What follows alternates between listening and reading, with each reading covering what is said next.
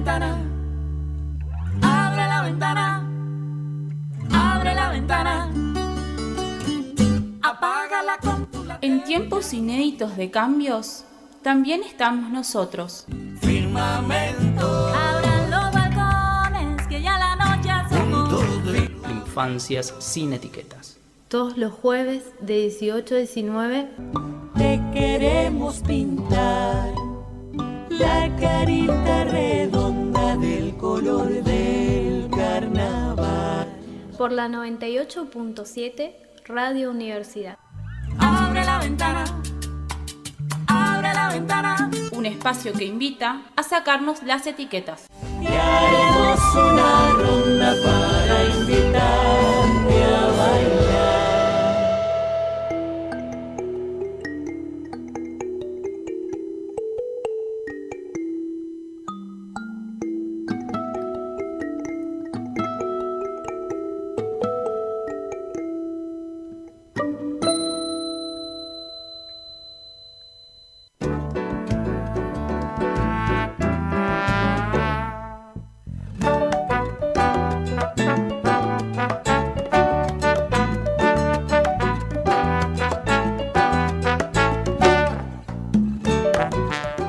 Muy buena tardecita y bienvenidos a una nueva edición en vivo de la segunda temporada de Infancias sin Etiquetas, un espacio para la promoción de los derechos de las infancias y las adolescencias. Para el programa de hoy contamos con la presencia en piso del licenciado en Psicología Nicolás Aranda, actualmente a cargo de la Dirección Provincial de Salud Mental de la provincia de Misiones, para hablar precisamente sobre eso, la salud mental. También algo que nos quedó del programa anterior, un diálogo que pudimos mantener en su momento junto a Laura Bian y Norma Wionciak, con integrantes del equipo de Infancias sin Etiquetas, hablando sobre la biblioteca popular, parte de las actividades que se realizan allí, entre otros temas. Tampoco queríamos privarlos de nuestra nueva sección, Conectando Infancias, un micro aparte de integrantes del equipo de producción. Lucas Fioravante, integrante precisamente del equipo a cargo de la producción de este micro, ya se apersonó en estudios y en un par de bloques lo invitaremos a hablar un poco al respecto de la elaboración de este micro, cómo fue la puesta en aire, cómo fue salir a hacerlo, quiénes son los otros integrantes del equipo, entre otros detallecitos. Si nos quieren encontrar en redes sociales, entre otros motivos para averiguar, esa era la palabra que tenía, averiguar quiénes somos, quiénes son estos otros integrantes del equipo que yo sigo mencionando, porque bueno, jueves a jueves de 18 a 19, una de las voces que se suele repetir en este espacio, bueno, es la mía, en tanto en calidad de conductor, pero lo cierto es que hay un equipo mucho más grande de gente detrás de solamente esta puesta en aire que semana a semana trabaja para poder generar este contenido, para producir los informes, para salir a buscar las entrevistas y tratar de establecer vínculos con los diferentes actores sociales que tenemos el lujo de traer en piso para hablar con nosotros. Nos pueden encontrar en las redes para ir viendo, desglosando quiénes somos y qué hacemos. En Facebook, en el usuario Infancias sin Etiquetas, el usuario, no una fanpage, lo tienen que agregar como amigo y ya pueden estar en contacto, entre otras cosas, también con la producción de este programa. Somos siempre los mismos un poquito. En YouTube nos pueden encontrar en el canal Infancias Misiones, donde pueden contar con la totalidad de la primera temporada y gran parte de la segunda temporada de los programas de radio que venimos haciendo en formato de podcast, si es que les interesa escuchar algo de lo que hemos estado haciendo. En Instagram somos @Infancias sin Etiquetas, con todas las S y sin espacios. Para este espacio radial en particular, @Infancias_radio, y a mí, en lo personal, @RiquelmeLucas9. Por lo pronto vamos a escuchar algo de música, un compilado de canciones de rap, algo de gangsta rap, este tema en particular quizá no, algo también de gangsta rap un poco más contemporáneo con Kendrick Lamar, pero para empezar va a sonar Kid Frost con la canción La Raza.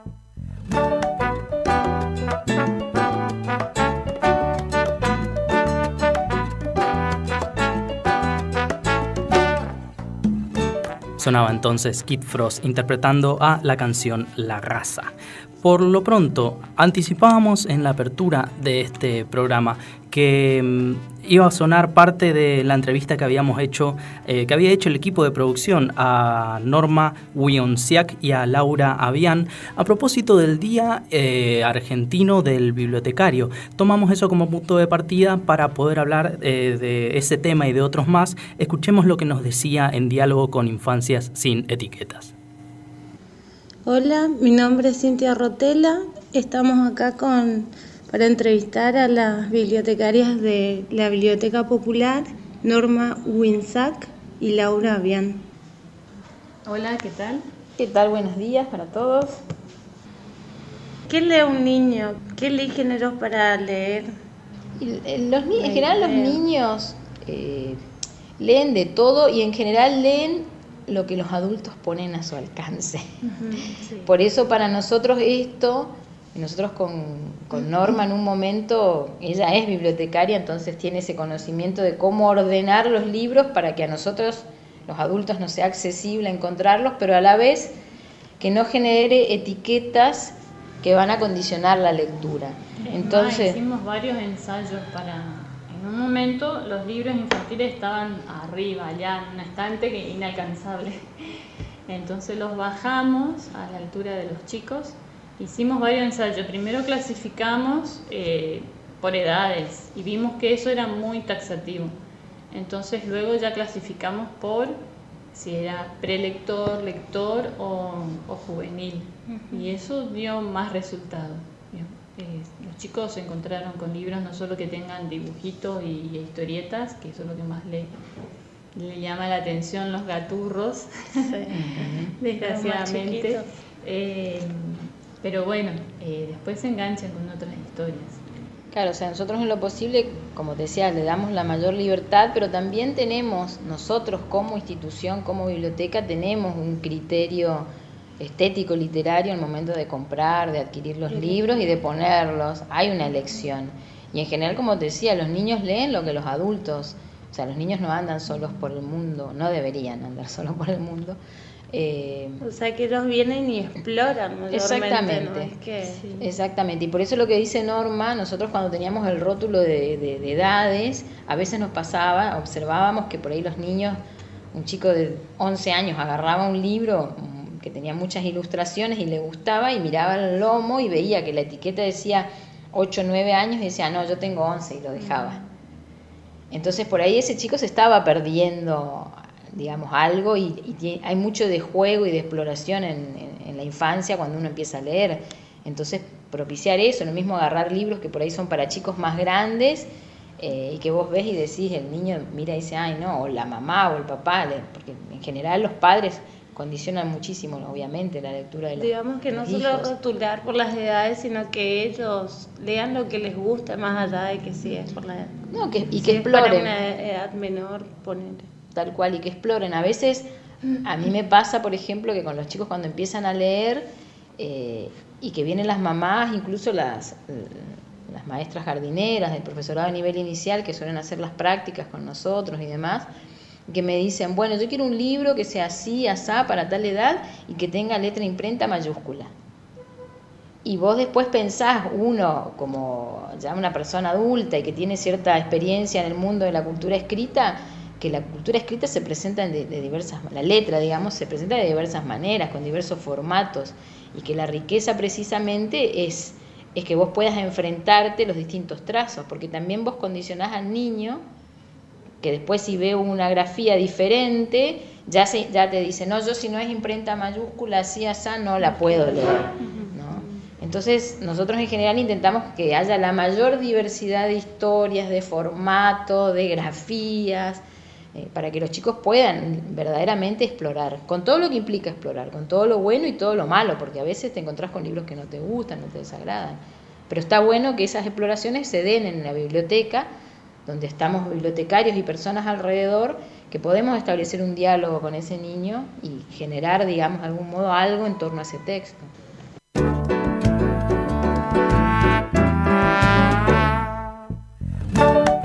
Escuchábamos entonces la palabra de Laura Avián y de Norma Wionciak en diálogo con Infancias sin Etiquetas. Entrevista que condujo Cintia Rotella hace ya un tiempito. Es más, esta entrevista en realidad bastante extensa, en crudo, lo que se dice en crudo, la entrevista completa con todos los baches, las preguntas, las introducciones, eran 30 minutos. Logramos reducir a 2 fragmentos, uno de 6, que es el que acabamos de escuchar, y otro de 10, que lastimosamente no nos estaría dando tanto el tiempo para poder pasarlo ahora. Todo esto para decir, y de cierta manera también anticipar, que la segunda parte de esta entrevista van a poder escucharla el jueves próximo, la semana que viene, mismo horario, por este mismo espacio. Por lo pronto vamos a pasar a algo de música de Notorious B.I.G. haciendo Juicy y después seguimos adelante con nuestro programa. Por una infancia sin etiquetas. Definitivamente su hijo es TOC. Él padece THDA. El nene es un TDA. No es una patología, es un niño. Escuchémoslo. Por una infancia sin etiquetas.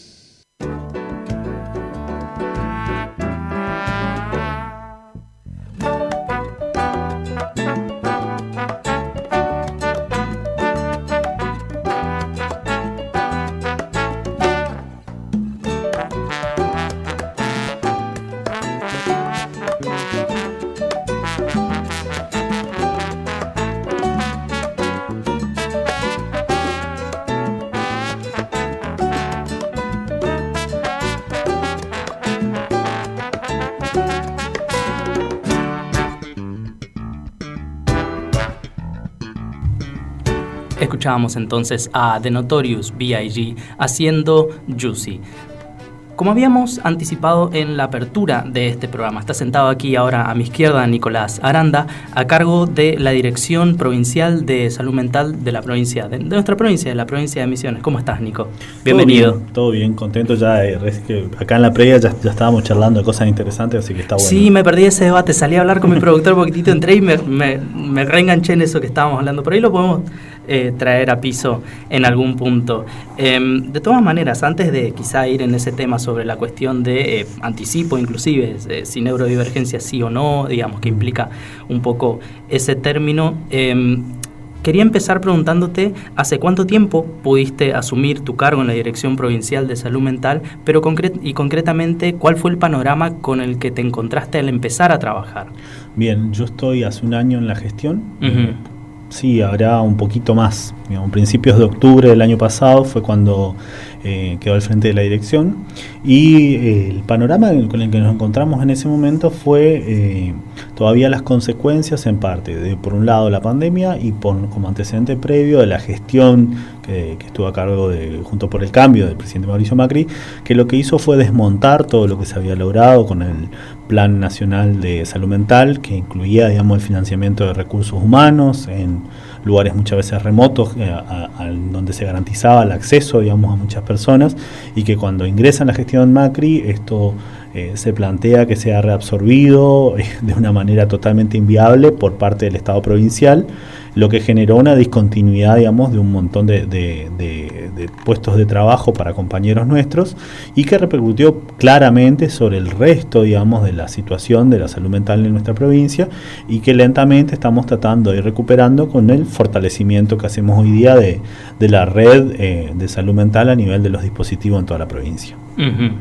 Desde este espacio, siempre que nos planteamos hablar sobre temáticas complejas como lo es, bueno, en concreto, la salud mental y el acceso al derecho a la salud integral, que contempla también el acceso a la salud mental, siempre partimos de una base, bueno, ¿cuál es el marco normativo que sostiene un poco o tendría que garantizar el acceso a este derecho, si las leyes están implementadas, por ejemplo, si están debidamente reglamentadas? Y en ese sentido, en el área de salud mental en particular, lo cierto es que hubo marcados cambios de paradigma en los últimos años en abordaje de salud mental.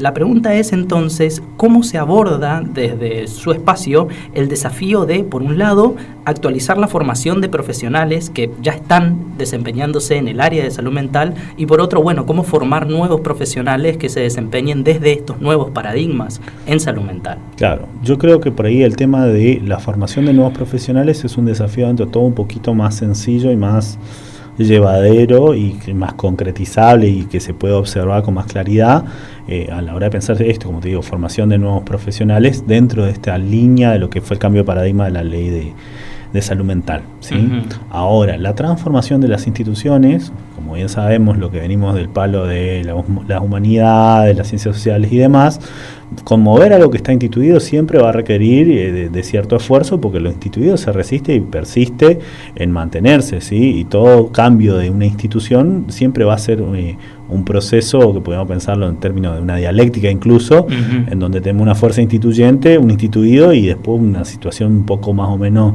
de síntesis, por así decirlo, no como algo perfecto, pero como una nueva forma en donde esto se incorpora.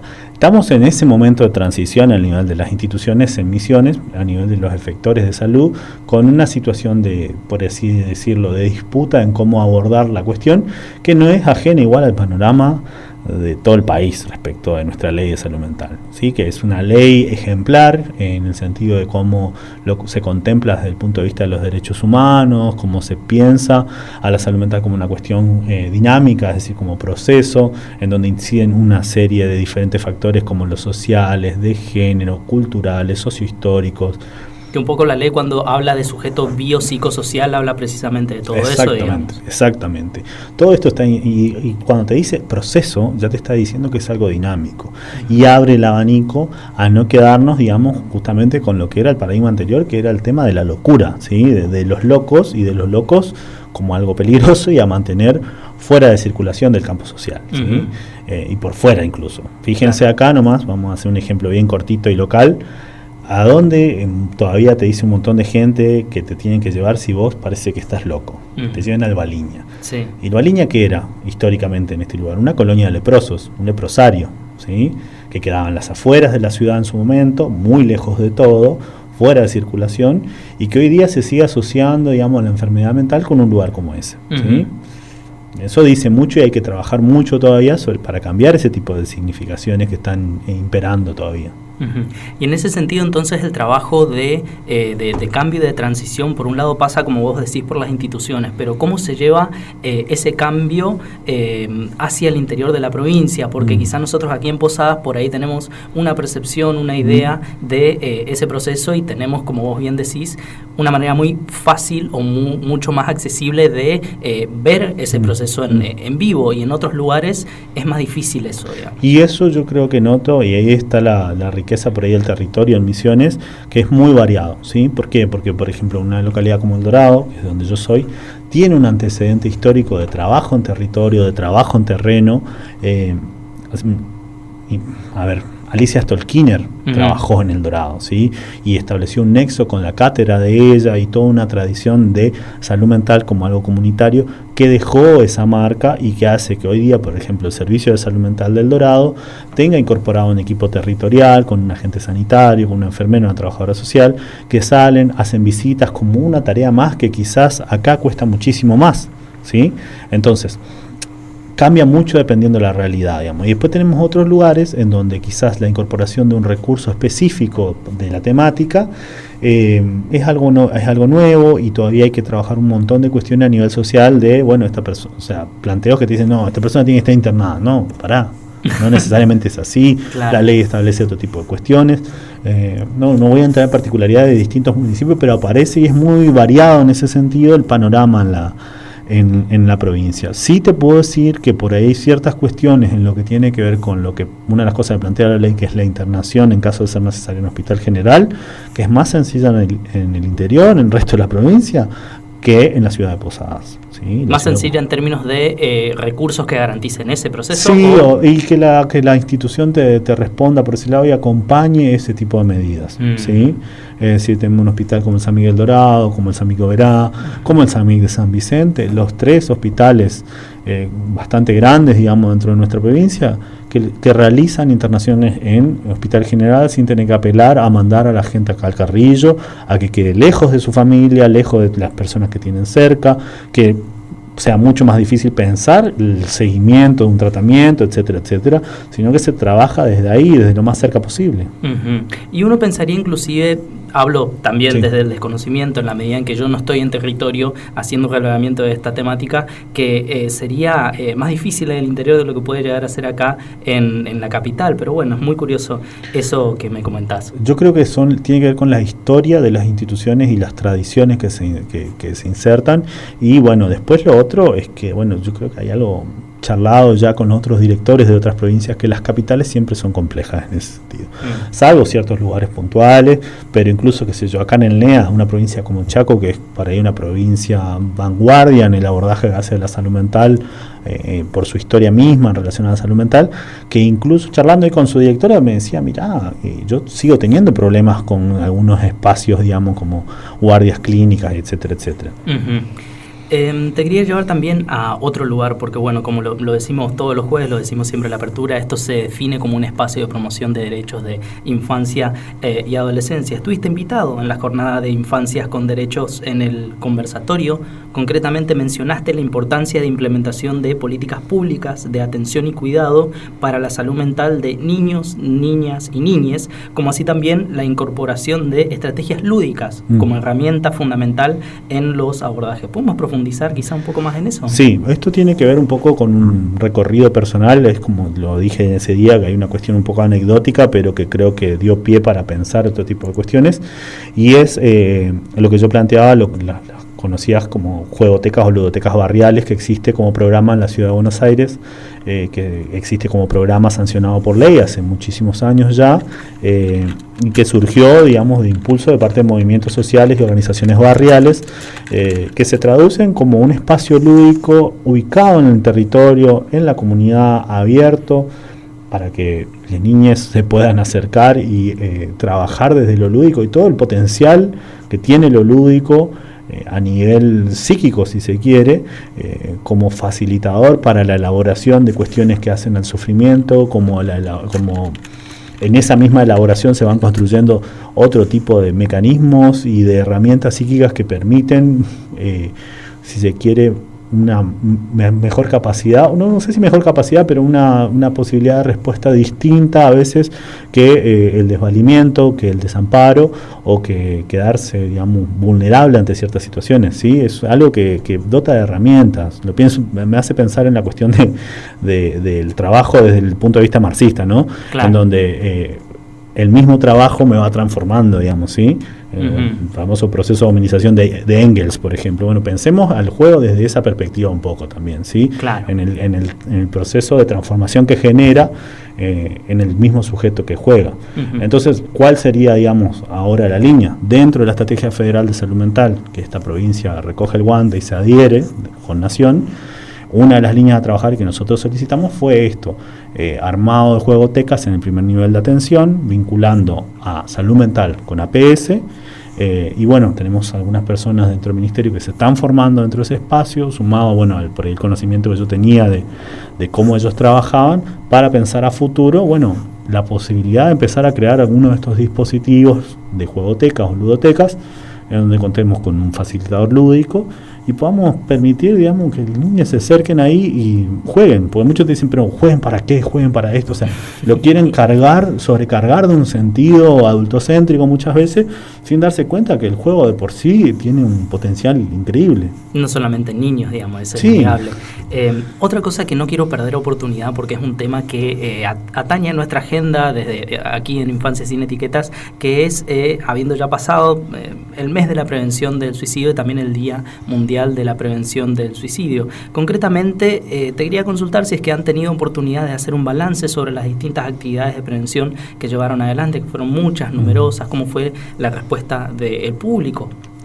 La respuesta del público fue muy interesante porque trabajamos mucho con escuelas. Incluso después del mes surgió una alta demanda de parte de las escuelas de que nos acercáramos con algún taller que teníamos a mano. Y lo que teníamos un taller lúdico en donde trabajamos la cuestión de los mitos que hay en relación a la temática del suicidio y poder charlarlo con los chicos. Sí, una pequeña actividad lúdica, no muy extensa, habilitábamos la palabra y charlábamos con ellos. Y la verdad que la respuesta en ese sentido fue muy interesante porque despertó una demanda de parte de las instituciones, y cuando fuimos, lo que nos encontramos con los chicos de las secundarias fue una situación siempre bastante enriquecedora, ¿sí? Porque se generaba debate entre ellos, porque había ganas de participar en esta cuestión. No te digo que todos se peleaban por hablar, porque siempre sabés que hay alguno que quiere estar más tranquilo, un perfil más bajo, pero siempre participaron. Lo hicimos en Concepción de la Sierra, lo hicimos en San Antonio, lo hicimos en distintas escuelas acá de Posadas. O sea, en ese sentido fue algo bueno que nos hizo pensar, por otro lado, que tendríamos que escribirlo no tanto como un trabajo, sino como un proyecto para presentar el año que viene, porque hay un programa ahora nacional de abordaje integral de la problemática del suicidio. Justamente esta semana estuve en Resistencia en una jornada que organizaron ellos y donde se planteó como posibilidad, por ejemplo, para pensar intervenciones y gestionar recursos en base a eso. Y ese puede ser un indicador, cuando le contábamos esta experiencia, puede ser un indicador para presentar un proyecto y decir, bueno, podemos solicitar financiamiento para esto, de cierto tipo de recursos que nos permitan sostener estas actividades. Esa fue una de las, digamos, conclusiones que sacamos de todo esto. Y por el otro lado que tenemos que seguir laburando, porque los números la verdad que son para preocuparse. Son muy angustiantes, sí, son muy angustiantes. Y en ese sentido, por ahí, volviendo sobre el mismo tema, concretamente ya hablando sobre disponibilidad de recursos, porque algo que es una buena práctica en comunicación, digamos, es siempre que se aborda un tema de salud mental o un tema concretamente en suicidología, es no solamente presentar la temática, sino disponibilizar recursos para generar un acompañamiento o alguien pueda acercarse. En caso de tener, por ejemplo, una emergencia subjetiva, alguna preocupación, algún pensamiento suicida, ideación suicida, ¿a dónde puede acudir el público? Digamos, la gente está escuchando ahora. Bien, puntualmente para hablar, vamos a arrancar con lo local, ¿sí? Acá en Posadas, Garupá, etcétera, etcétera. Estás con alguna urgencia subjetiva, estás pensando en hacerte daño de alguna forma, estás sufriendo mucho y se te ocurre que la mejor forma quizás de parar con el sufrimiento que estás teniendo es hacerte daño de alguna forma, quizás no pensando en morir ni nada, sino con terminar con eso que te está aquejando, te puedes acercar a la guardia del Hospital Carrillo, por ejemplo, que es una guardia 24 horas de salud mental. Te puedes acercar también en horarios por ahí más laborales, acá en el Hospital de Fátima, que queda acá justamente cerca de campus, donde tenemos un servicio de salud mental y donde si se plantea algo de esto, claramente el equipo va a dar respuesta. Eso es lo que tiene que ver con efectores, y después tenemos un listado que después yo te había facilitado, además que lo podemos publicar, donde están todos los CAPS a donde puedes acercarte con una demanda espontánea y se te puede generar un turno, o incluso si podés llegar a verbalizar que no te estás sintiendo nada bien, se puede ver, digamos, de gestionar que puedas recibir atención en algún otro efector con guardia, como es por ejemplo el Hospital Carrillo. Tenemos una guardia pasiva en el Hospital Madariaga también, y para niños más pequeños el Hospital Pediátrico, ¿sí? Que hace poco incorporó además una psiquiatra infanto-juvenil, entonces vamos teniendo una respuesta un poquito más integral, ¿sí? El Hospital Favaloro también cuenta con equipo, y después está la red de CAPS que te mencionaba, y por último nuestras redes sociales. La Dirección de Salud Mental tiene un Instagram que es salud-mental-MSP, un poquito largo, ya vamos a ver de pensar algo más publicitario para ponerlo como digamos referencia, que ahí si nos escriben un mensaje nosotros respondemos. Lo mismo si nos escriben en nuestra página de Facebook, y hemos recibido pedidos de situaciones de urgencia subjetiva en donde quien recibe más o menos ve el inbox, avisa al equipo de trabajo, nos organizamos y vemos quién interviene. Perfecto.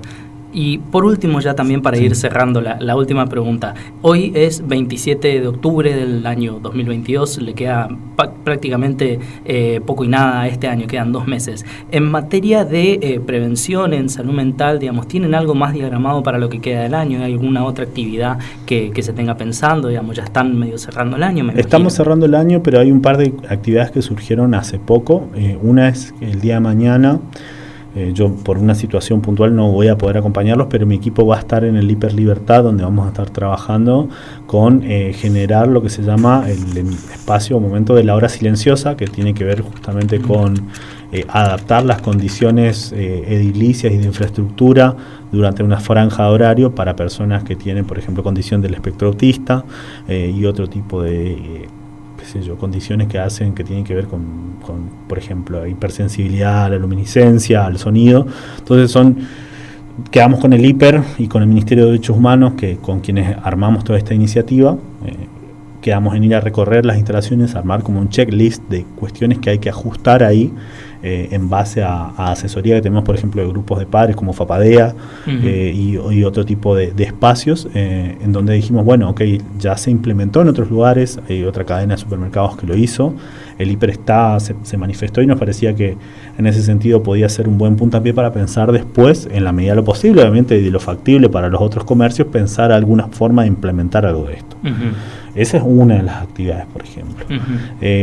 Después, bueno, las demandas estas de charlas para cuestiones que tienen que ver con suicidio continúan. Nosotros vamos a continuar por ese lado.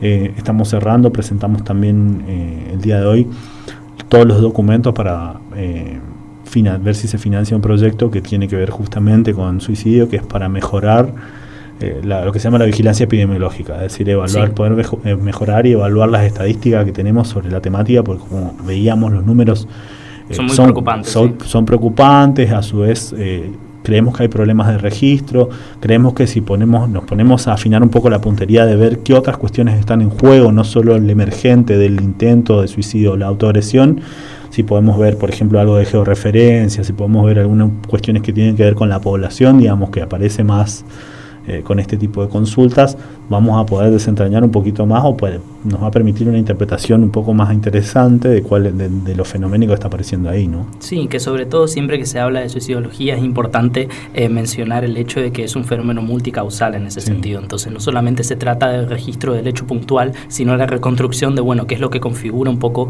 ese escenario. Nos estamos quedando con muy poquito tiempo. Nicolás, te agradezco un montón que hayas venido a hablar con nosotros. Era una cuenta pendiente, tenía muchas ganas de venir, así que bueno, muchas gracias por el espacio. Me alegro mucho. Nicolás Aranda, entonces, en diálogo con Infancias sin Etiquetas. Vamos a ir con un poquitito de música. Pasamos algo de rap un poco más viejito, quizás no sea la palabra, pero bueno, que ya tiene sus añitos. Va a sonar en la misma línea, pero más actual, Kendrick Lamar y MC8 haciendo Mad City.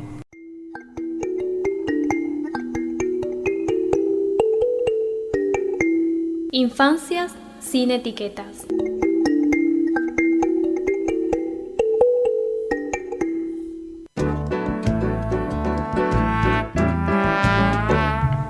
Sonaba entonces Kendrick Lamar y MC8 haciendo Mad City. Vamos medio corriendo de esta parte del programa, queremos que nos entre todo el material, lo trabajamos semana a semana para traerlo acá, así que ahora toca tiempo de escuchar a los chicos de Conectando Infancias con el micro que nos trajeron para el día de hoy. Veamos qué nos tienen preparado.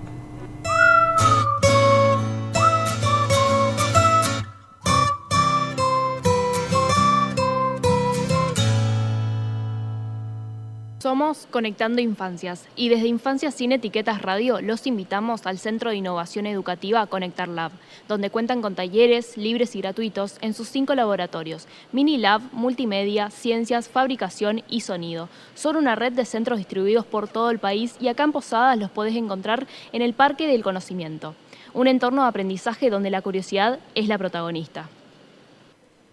Hoy nos acompaña Walter Monzón, facilitador del Laboratorio de Multimedia de Conectar Lab. Bienvenido. Hola, gracias. Quiero empezar hablando sobre qué es el Laboratorio de Multimedia y quiénes lo pueden visitar. Bueno, el Laboratorio de Multimedia es un espacio donde se dan talleres, proyectos, actividades que tienen que ver con las multimedias en general, el lenguaje artístico, la creación de videojuegos, el lenguaje audiovisual, todo lo que es diseño visual también, ¿no? Y pueden visitarlo niños de 9 años en adelante hasta 18, ¿no? Ok, ¿podrías destacar algunas actividades que hayan realizado? Y por ejemplo, diferentes talleres de fotografía, como fotografía exploradora, fotografía callejera, talleres de cine, donde se crearon cortometrajes, talleres de videoclips, también talleres de videojuegos, donde se realizaron prototipos de videojuegos, actividades artísticas que tienen que ver un poco con las manualidades, el uso del color, el uso del espacio, la construcción de un lenguaje visual, la verdad, muchísimos. ¿Cómo introducen a un niño sin conocimientos previos en informática al mundo de lo multimedial? Primero, siempre se hace como una especie de paneo. Tratamos de ver con qué conocimientos viene. El mundo de la tecnología y la multimedia es muy amplio y uno ya está acostumbrado a esos lenguajes, entonces de golpe vienen personas que tienen diferentes conocimientos sobre eso. Entonces, primero es eso, ¿no? ver qué tanto sabe de usar ciertos artefactos o qué tanto sabe de usar ciertos programas. Por ejemplo, hay muchas personas que están más familiarizados con el lenguaje de Photoshop o de edición de imagen digital, de ilustración digital, otras personas que no. Entonces, bueno, siempre es como tantear para por ahí tener un poco más de especificación en ese aprendizaje, luego de dar, por ejemplo, la consigna general, que es lo que tienen que hacer todo el mundo, y después ya ir caso particular a ver qué tanto le cuesta a esta persona, qué tanto le cuesta a esta persona, ¿no? Pero generalmente las personas participantes vienen con mucho de lo que es multimedial y lo tecnológico incorporado por la realidad en la que vivimos.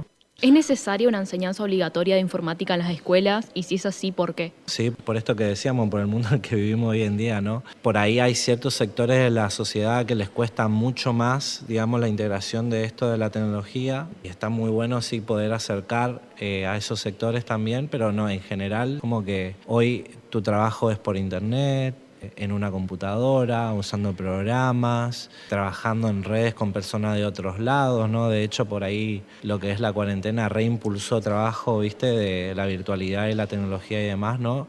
Y muchos docentes y trabajadores de la educación tuvieron que familiarizarse de golpe con muchos de estos lenguajes, digamos, ¿no? Claro. Entonces sí, es re necesario que obligatoriamente estén, no solamente para que aprendan a vivir en el mundo de hoy, sino también para que sea accesible eso a todo el mundo, porque como te digo, hay sectores de la sociedad que no pueden acceder fácilmente a todas las herramientas con las que se mueve el mundo moderno, ¿no? Ok, ¿cómo ves el panorama de educación informática en Posadas?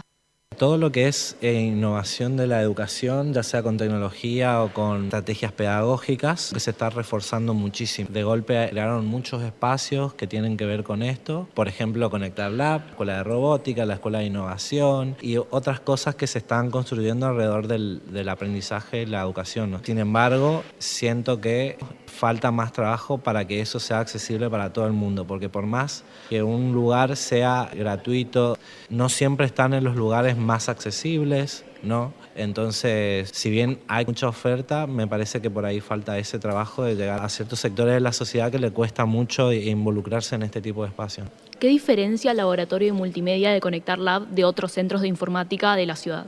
Interdisciplinaridad, digamos, porque generalmente donde te enseñan informática, te enseñan cosas específicas de computación, otros lugares donde te enseñan audiovisuales, cosas específicas de audiovisuales, que cada una de estas cosas es un mundo gigante para aprender, pero lo que tiene, como encaramos acá, es interdisciplinar, ves cómo realizar un proyecto con diferentes discursos. Entonces vos pensaste que era en video, pero resulta que te todo mucho más como sale en videojuego, por ejemplo, o cómo eso se puede resolver con gráfica nomás, o no sé, ¿viste? Es como un ejemplo muy al azar, ¿no? Pero es como eso, la mezcla de diferentes disciplinas. Ahora, con respecto a tu papel de facilitador, ¿con qué desafíos te topaste?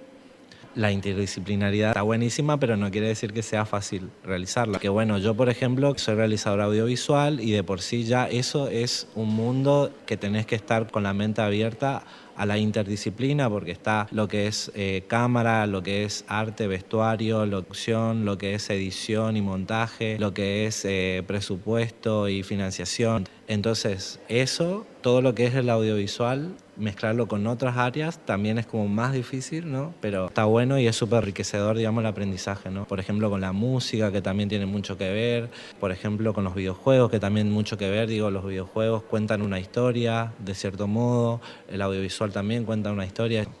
Ok, ¿y cuáles fueron las mayores satisfacciones de este trabajo? Ver crecer a las personas que entran y entender que vale la pena. Por ahí todo el esfuerzo y las ganas que uno le pone a un taller para que sea productivo. De verdad, la persona que pueda visitar este espacio se lleve una experiencia o transformadora, o conmovedora, o movilizadora, no en el sentido de que por ahí o le encantó todo lo que hizo o no le gustó nada, pero que de alguna manera haya hecho algo en su manera de ver para que después se encare sus propios intereses, digamos, ¿no? Y eso es lo más satisfactorio. Ver lo que logra una persona que sale de acá, digamos, con todo lo que aprendió, es buenísimo. Bueno, este fue Walter, facilitador del Laboratorio de Multimedia. Muchas gracias por tomarte el tiempo de estar con nosotros hoy. No, de nada. Gracias a ustedes. Volvemos a estudio. Escuchaste Conectando Infancias. Desde el equipo, Lautaro Alcántara, Lucas Fioravante y Tatiana Smith, quien les habla, agradecemos a Conectar Lab por abrirnos las puertas, Infancias sin Etiquetas Radio por concedernos el espacio y una mención especial a la guía de Lucas Riquelme.